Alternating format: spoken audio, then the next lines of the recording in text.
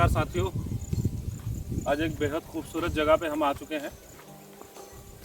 दरअसल मेरे पीछे का आप एरिया देख रहे होंगे, सारा नज़ारा जो आपको नज़र आ रहा है, जहाँ पे हम लोग मौजूद हैं, क्योंकि बड़े ख्याति और विख्यात भजन गायक हैं प्रहलाद सिंह टिपाणिया जी। ये उनका गांव है और काफ़ी दिनों से ये चल रहा था कि उनसे बात की जाए और उनके भजनों पे कुछ बात की जाए, जिस तरीके से वो गाते हैं।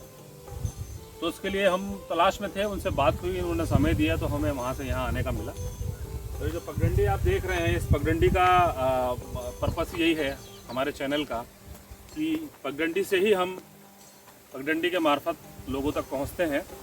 तो आपको और अच्छी जानकारियाँ और अच्छी चीज़ें अभी मिलेंगी प्रहलाद जी से बात करने के बाद। तो क्योंकि वो इंतज़ार कर रहे हैं, उनके कुटिया में बैठे हैं, तो चलिए उनसे बात करते हैं और उसके बाद आप लोगों से फिर से मुखातिब होते हैं।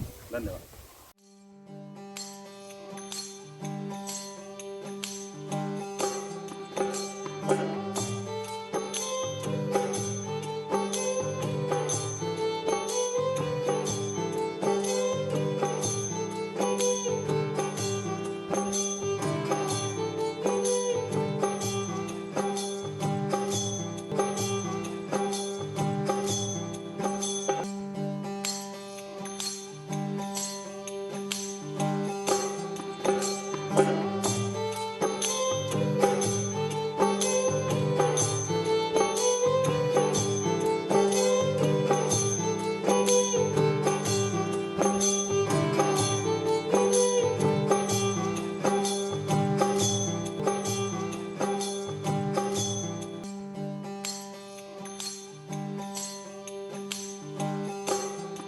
नमस्कार दोस्तों, जैसा कि आप फ्रेम में मेरे साथ बैठे हैं कलाकार को देख रहे होंगे, जो कि किसी परिचय के मोहताज नहीं है।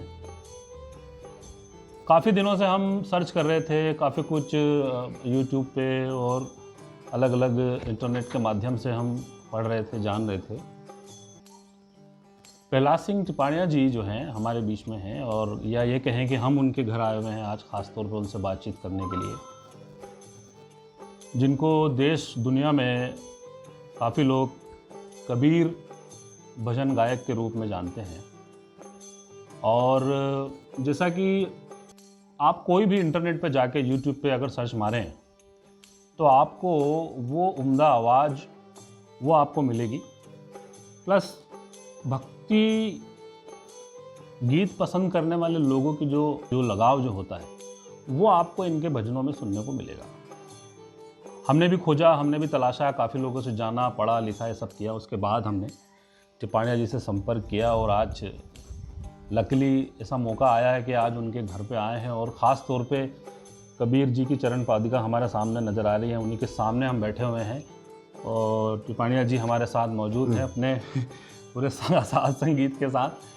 तो जो भी आज निकलेगा वो बहुत अच्छा निकलेगा और बहुत बढ़िया आएगा, और आप सब लोगों को जब आप सब लोगों तक पहुंचेगा तो आप भी खुद उसको एंजॉय करेंगे और उस भक्ति रस का लाभ लेंगे। तो टिपाणिया जी, आपका बहुत बहुत स्वागत है, आपने समय दिया।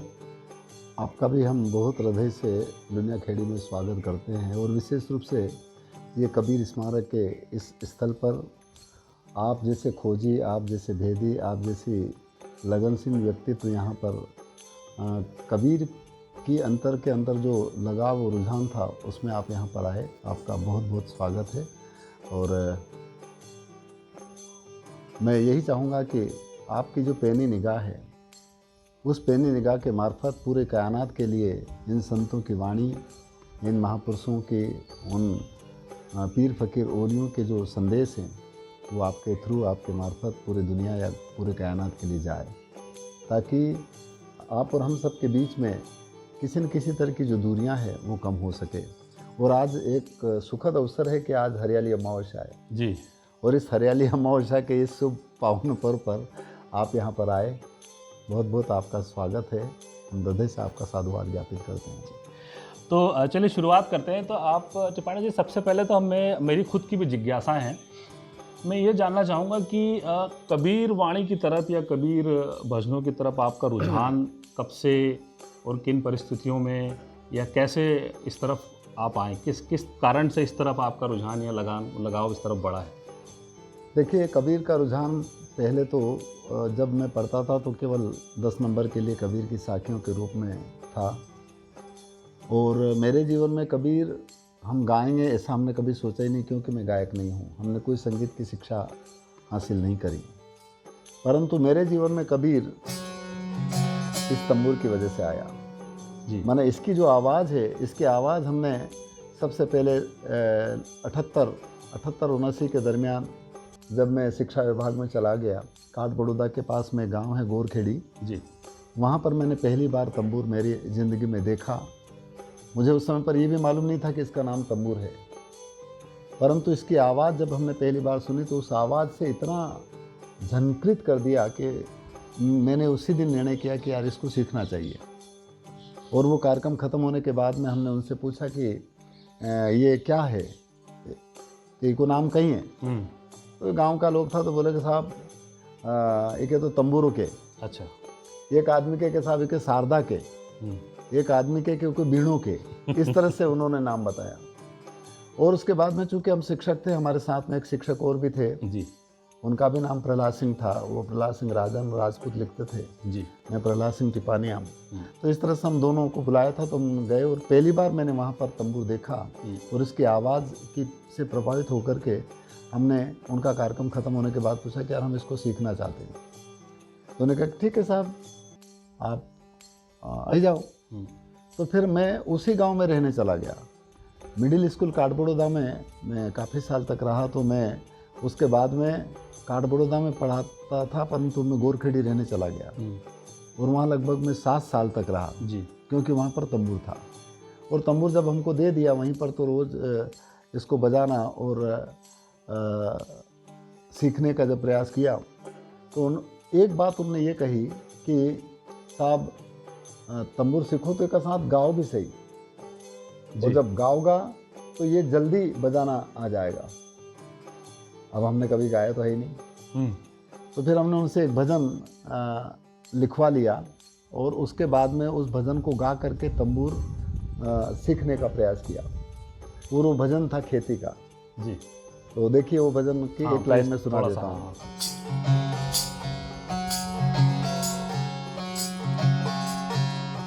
अरे खेती करे तो थाने समझ बताऊं रे, बलदिया ने दुख मत दीजे।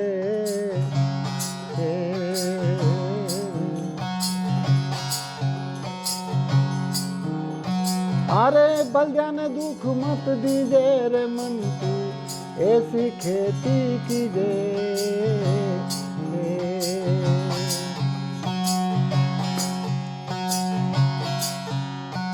अरे रूड़ा को फूल खाने लागे सुहावनो, सिर साट मत लीजे।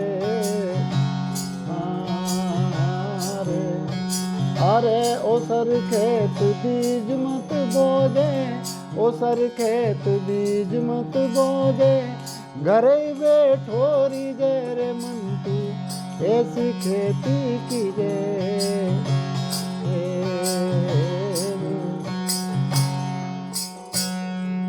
इस तरह का भजन हमने सुना, वो भजन लिख लिया और वो भजन लिखने के बाद में इस तंबूर को बजाने का अभ्यास जब शुरू किया तो हमें केवल तंबूर सीखना था, हमें कोई गाना वाना तो था नहीं, परंतु ये तंबूर बजाते बजाते वो भजन जब मैं गा रहा था तो मैंने प्रैक्टिकली अनुभव यहीं पर इस गांव में, जैसे अभी अपन में बैठे हैं इसके सामने क्या नाला है, वहाँ पर एक सेमल का फूल, सेमल का झाड़ है जी, सेमलव, तो उधर ही गांव उधर है और उसके इधर यहाँ पर जैसे दिशा जंगल को जाते हैं तो लोग गांव में था।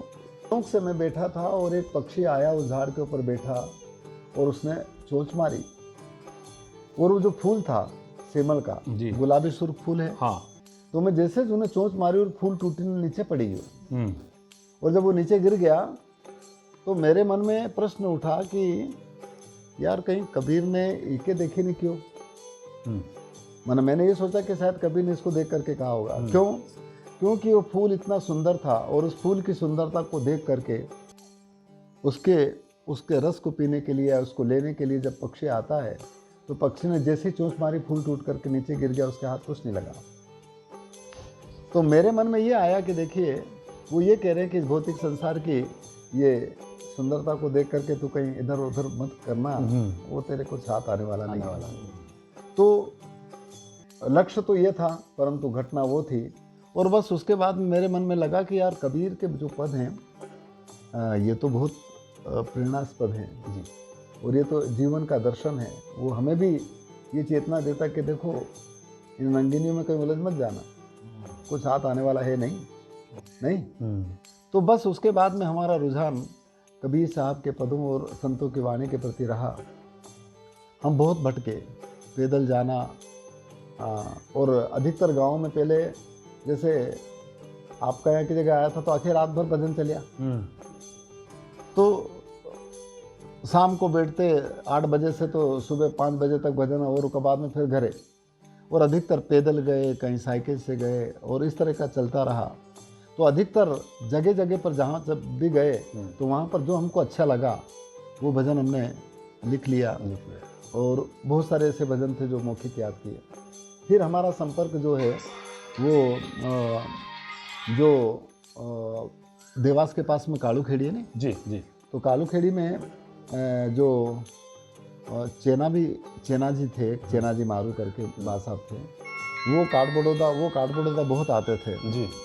और तो उनके वहाँ रखता था और उनसे हमने बहुत सीखा, और बहुत अच्छा गाते थे और तंबूर बजाते थे। यहाँ तक कि फिर बाद में उन्होंने उनके हारमोनियम मारे दी और बोले कि सीखो। तो ऐसे लोगों से हमने सीखा, और वही लोग देवास में जो वो छोटी पांथी में जो हर बार श्रीनाथ की धुनी पर कार्यक्रम होता था तो वहाँ पर ये गाने वाले लोग थे। कालू खेड़ी वाले बा थे, चितू पटेल थे, एक रामाबा थे वहाँ पर, हाँ, एक भगवान बा थे, एक सेवा बा थे, नहीं। तो ये लोग गिरधारी दादा थे, ये सब बहुत पुराने लोग थे जो श्रीनाथ की धुनी पर गाते थे। और तो कालू खेड़ी वाले बा का बहुत प्रेम रहा और उनसे हमने बहुत सीखा जी। और बस फिर हमारी भी थोड़ी सीख गए जल्दी, और इधर उधर जाना आना बढ़ गया, और वो बढ़ने से हमारी गाड़ी ऐसी चली कि पूरे देश और दुनिया में कबीर को लेकर के गई।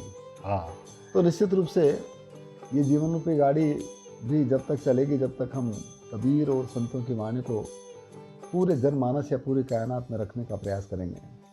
और वो इसलिए रखेंगे क्योंकि कबीर और संतों की वाणी वो है जो इंसान को मिलाती है, जोड़ती है, दूर नहीं करती है। कबीर साहब का संदेश वो है जो पूरी कायनात के लिए है। और वो एक जगह पर ये कहते हैं, देखो भजन में एक जगह पर कहा है, ये कालू खेड़ी वाले बार से हमने सीखा था,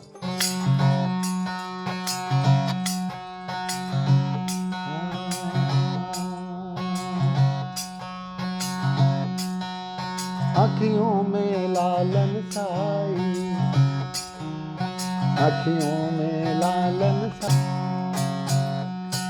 तो हमें तो सदगुरु ने ऐसी भांग पिलाई और वो ऐसा नशा चढ़ा प्रेम का, सद्भाव का, आत्मीयता का, कि देखिए आज आप यहाँ पर हैं। तो इस तरह से वो देखिए कबीर साहब यहाँ पर ये कहते हैं कि उनका साईं, उनका सदगुरु, उनका परमात्मा ईश्वर अल्लाह वाहिगुरु झाड़, यानी ये जो पूरा प्लांट किंगडम है, वनस्पति जगत है या जंतु जगत है, सबके अंदर मौजूद है। नहीं, अब बताओ, जो उस ईश्वर को, जो उस अल्लाह को, जो उस वाहिगुरु को यदि सब दूर देखता है तो बताओ वहाँ पर ड्युअलिटी कैसे हो सकती है? बिल्कुल सही। तो जो इंसान पूरी कायनात के लिए इस तरह का काम करता है तो फिर तो इसलिए हमें कबीर और जितने भी संत पीर फकीर औलिया हुए हैं उनका जो संदेश है वो इसलिए पूरे जहान के लिए है, केवल किसी एक जाति या किसी एक धर्म या मजहब के लिए नहीं। और इसीलिए इन मजहब हदों और इन हदों से ऊपर की बात कबीर करते हैं। तो हमारे अंतर में वो प्रेम का, वो सद्भाव का, वो आत्मीयता का जो नशा चढ़े तब के, वो कहते हैं कि मद आहारी मानवा प्रत्यक्ष राक्षस जान, उड़ता की संगति मत करो होय भजन में हान। अच्छा, मैं एक चीज़ ये समझना चाहूँगा, लाखों करोड़ों लोग जब आपको सुनते हैं जी और वही लोग आपको सुनने आते हैं जो इस चीज़ को समझते हैं और इस चीज़ में कहीं ना कहीं होते हैं, इसका आनंद लेते हैं, इससे ज्ञान की चीज़ को पकड़ते हैं। आपको अक्सर मैंने देखा है जब आप भजन गाते हैं तो आप आंख बंद करके और लीन होते हैं उसमें। हम लोग बहुत हद तक जब आपके भजन सुनते हैं तो करीब के कबीर के करीब हम लोग अपने आप को पाते हैं। आपके साथ उस दौरान क्या गुजर रहा होता है, आपके दिमाग में क्या चल रहा होता है, आप कहाँ पहुँचे होते हैं जब आप भजन गा रहे होते हो, जिस समय आप भजन गाते हैं? देखिए, इसके बारे में साहब मेरा एक छोटा सा अनुभव है और वो मैं इसको इस रूप में देखता हूँ, क्योंकि इस प्रकृति में या इस देश में या दुनिया में जो भी पूजा अर्चना की जाती है तो वहाँ पर अपन देखते हैं कि मंदिर में जाते तो लोग घंटी बजाते और दीपक जला करके आरती करते हैं, नहीं किसी मूर्ति के सामने बैठ करके जो भी ध्यान या पूजा पाठ करते हैं, ठीक है। तो घंटी बजाना यानी एक प्रकार की नाद, एक प्रकार का आवाज़, और प्रकाश जो सबको एक रोशनी देता है या उससे हम देख सकते हैं किसी को। मैं इसको इस रूप में देखता हूँ कि ये दोनों दो चीज़ नहीं है, एक है। और ये मन को कंसंट्रेशन का सबसे पहला और सबसे पावरफुल जरिया है, ऐसा मैं सोचता हूँ मेरे लिए। क्योंकि यदि हम भजन गा रहे हैं और गाते वक्त यदि हम कहीं हमारा थोड़ा इधर उधर यदि हो जाए नहीं तो उस समय पर भजन गाना वो अंतरा छूट जाएगा। इसका मतलब ये है कि हम जब तक अपनी खुद की नाद से, खुद के अनहद से नहीं जुड़े रहें तब तक साधना नहीं, ऐसा मैं मानता हूँ। इस वजह से जब गाते हैं तो ये नाद जो बाहर से लोगों को मोटिवेट करके कंसंट्रेट करती है, तो बताओ जब इसमें इतनी ताकत है कि सब लोग इकट्ठा होकर के सुनने लगते हैं और एकदम उस समय तो कम से कम भूल ही जाते हैं सब जी। तो जब इंसान खुद की नाद को सुनेगा तो इसलिए नाद ब्रह्म, और नाद वो है जो उसको सुनने की बात कबीर करते हैं। कोई सुनता है गुरु ज्ञानी गगन में आवाज़ होवे झीणी, उस झीणी सी आवाज़ को, उस झीणे से नाद को जो सबके अंदर होता है, और उस नाद को सुनने के लिए किसी धर्म की ज़रूरत नहीं है, उस नाद को सुनने के लिए किसी मजहब की ज़रूरत नहीं है, उसके लिए स्त्री पुरुष या देश और धर्म की सीमा जो है ना, जाति धर्म की, ये है ही नहीं। और इसीलिए देखिए कबीर एक जगह पर कहते हैं, वो कहते हैं कोई सुनता है गुरु ज्ञानी गगन में आवाज होवे झीना झीना मारे, कोई सुनता है गुरु ज्ञानी गगन में आवाज होवे झीना झीना हारे। आवाज क्यों होती सब में? अरे ओहम सोहम बाजारे बाजे त्रिकुट शब्द निशानी हारे। अरे ओहम सोहम बाजारे बाजे बाजे त्रिकुट शब्द निशानी हारे।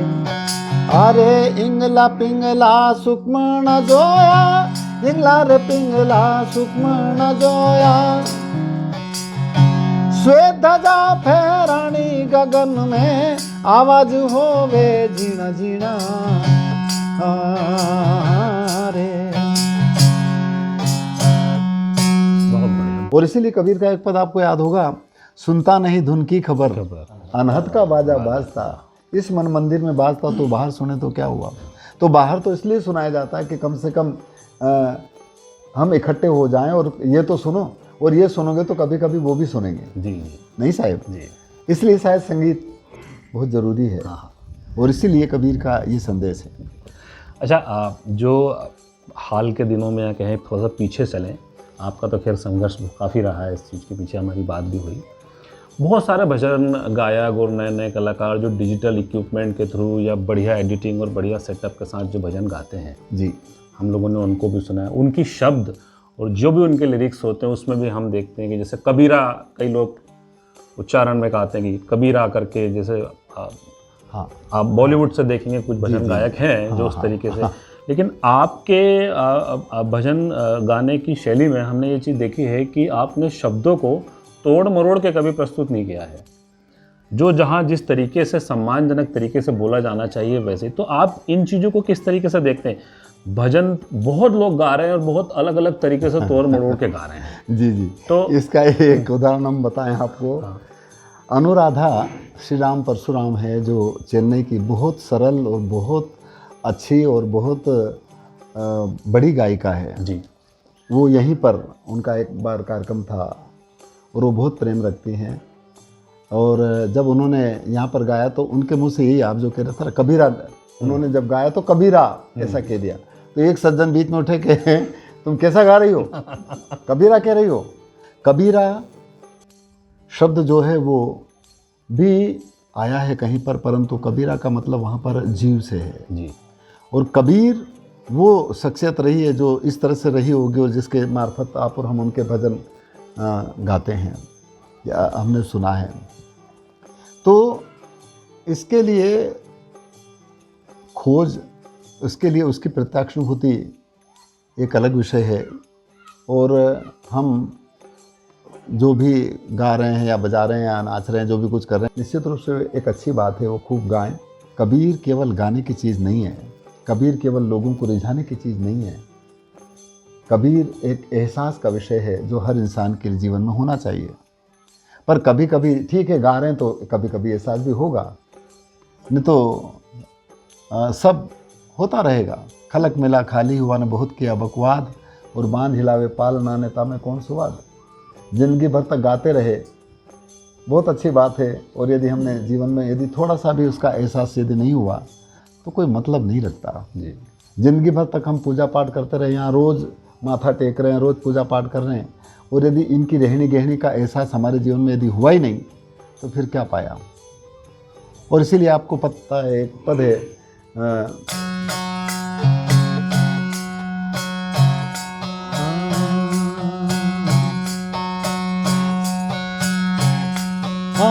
झूठा रे बाद बदे सोई झूठा। केवल हम बात क्या करें उससे कुछ होना नहीं है। यदि भाई राम के कहे से जगत गति पावे, राम के कहे से जगत गति पावे। खांड कहे मुख मीठा, बाद बदे सोई झूठा। अरे झूठा रे बाद बदे सोई झूठा। हाँ पावक कहे से पाम जो ढाए, जल कहे तृषा न बुझाई। न बुझावे हो जल कहे तृषा न बुझाई।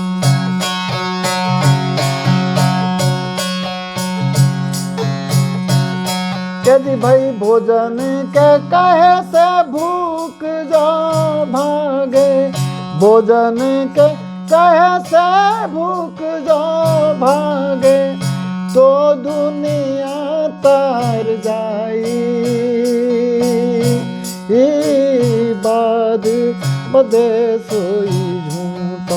पंडित भाई बाद बदे सोई झूठा। अरे झूठा रे बाद बदे सोई झूठा।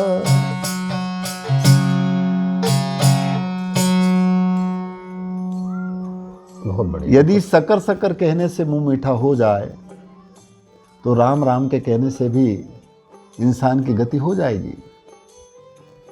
तो जिस तरह से सकर सकर कहते रहो तो मुंह मीठा नहीं होगा, उसी तरह से केवल राम राम कहने से जगत की गति नहीं हो सकती, कबीर ये कहते हैं। जबकि कबीर साहब कहते हैं कि मैं भी राम को मानता हूँ। वो कहते हैं कि राम रमेश वो ज्ञानी, जो राम के अंदर रमता है वो सच्चा ज्ञानी है। राम वो एहसास है, वो प्रत्यक्षानुभूति है जो रग रग के अंदर मौजूद है। और इसीलिए वो कहते हैं कि एक राम दशरथ का बेटा, दूसरा राम घट घट में बैठा, और बुंद राम का सकल पसारा, और निरालम सभी से न्यारा। तो राम के अस्तित्व को कबीर साहब ने पुरजोर तरीके से इस मानव समाज में स्थापित करने का काम किया। दुर्भाग्य कहेगा, भारत 4 वर्णों में विभाजित है। ब्राह्मण है, फिर क्षत्रिय है, फिर वैश्य है, फिर शूद्र है। तो ब्राह्मण जाति भी वही, धर्म भी वही, क्षत्रिय जाति भी वही, धर्म भी वही, वैश्य जाति भी वही, धर्म भी वही, और बाकी के सब शूद्र। तो शूद्र में जितनी दूसरी जातियां वो है, और जितने भी दलित लोग हैं वो तो अनटचेबल हैं, वो तो इस वर्ग में है ही नहीं।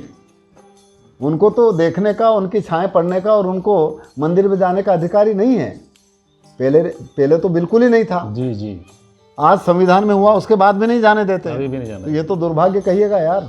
तो इस वजह से उन्होंने कहा कि यार मेरा राम तुम मत आने दो तुम्हारे मंदिर में, तुम्हारे मंदिर में नहीं आने देते, तुम्हारा राम मेरे लिए है ही नहीं, मेरा राम मेरे पास में है।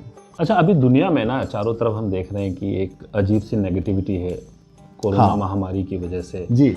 और हम शहर में रहने वाले लोग, अब तो खैर ग्रामीण क्षेत्रों में भी ये चीज़ें हो गई हैं जी, बड़े तनाव में और बड़ी चिंता में है इस समय, ठीक है। और जब भी जो संगीत प्रेमी लोग होते हैं, जो भजन प्रेमी लोग होते हैं, वो जब भी तनाव या किसी ऐसी परेशानी में होते हैं तो संगीत की तरफ दौड़ते हैं।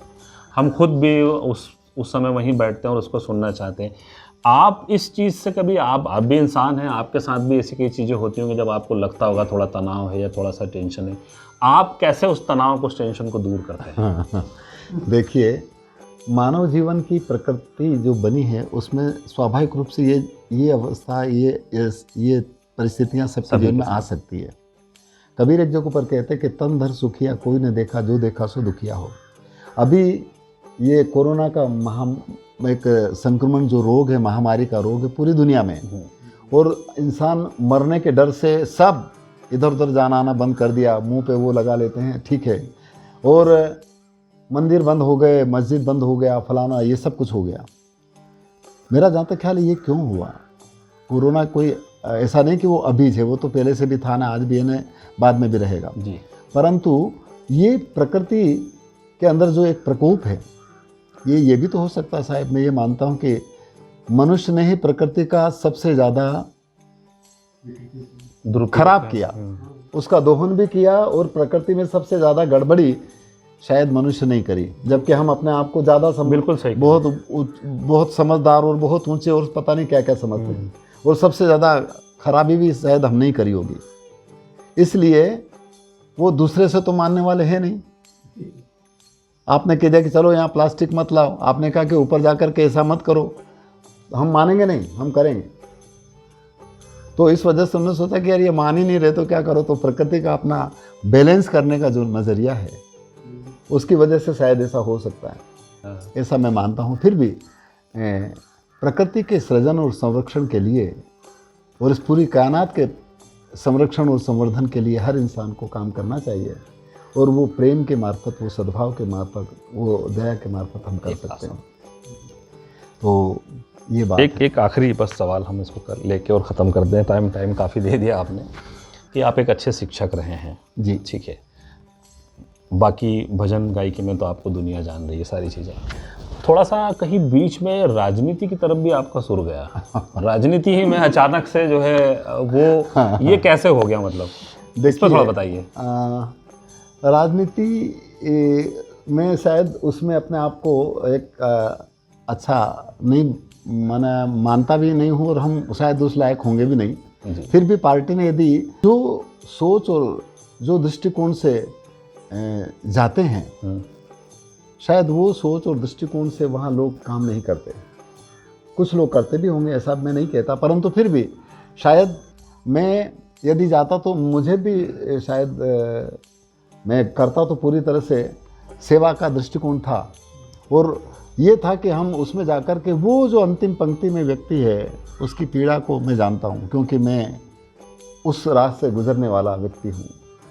तो हम उसके लिए शायद हमने नकारा भी नहीं किया, और वो हो भी गया, और जो भी रिजल्ट और परिणाम आए वो भी बहुत अच्छे आए मुझे तो, क्योंकि जो सदगुरु करता है वो बहुत अच्छा करता है। परंतु मुझे सेवा का काम यदि करना है तो मैं चाहे राजनीति में रहूं या ना रहूं, परंतु मेरा ये जो मेरा जो राह है वो चलती रहेगी, और पूरे मानव समाज के लिए चलेगी। ये ज़रूर है कि उसमें रह करके भी प्रशासनिक तरीके से यदि हम उसमें रहते तो प्रशासन उन लोगों की बात सुनता है जो जो राजनीति में है या जो चुने हुए शासन में जो लोग हैं, बिल्कुल सही बोल। हमारी आपकी बात कौन सुनेगा यार, बहुत कम, और नहीं सुनते हैं, कह देते कि हाँ ठीक है, पर हो सकता वो ना हो। नहीं, लेकिन मैं आपको रोकूं,